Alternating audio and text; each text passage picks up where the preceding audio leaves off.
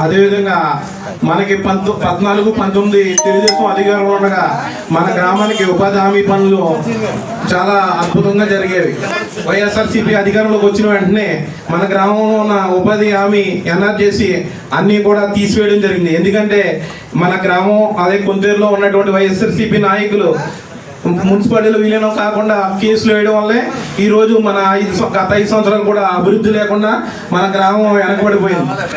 పక్క గ్రామాలతో పోల్చుకుంటే మనకి ఇంచుమించు 4-5 కోట్ల రూపాయల నిధులు ఈ 5 సంవత్సరాల్లో జలజీవన్ మిషన్ కానీ అలాగే ఎన్ఆర్జేసీలో కానీ అన్నీ కూడా ఈ వైసీపీ వల్లే మన రాష్ట్రానికి మన గ్రామానికి చాలా అన్యాయం జరిగింది.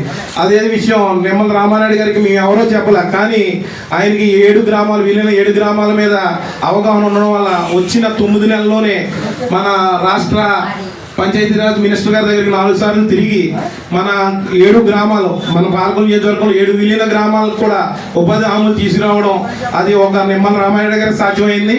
ఎందుకంటే ఎవరు కూడా గతంలో కూడా ఎవరు వైసీపీ గవర్నమెంట్లో ఉన్న నాయకులు ఎవరు కూడా ఈ గ్రామాన్ని పట్టించుకున్న వాళ్ళు ఎవరు లేరు. వచ్చి ఏదో కబుర్లు చెప్పడం, మీటింగులు పెట్టడం తప్ప ఎటువంటి చేసిన ఏమీ లేదు.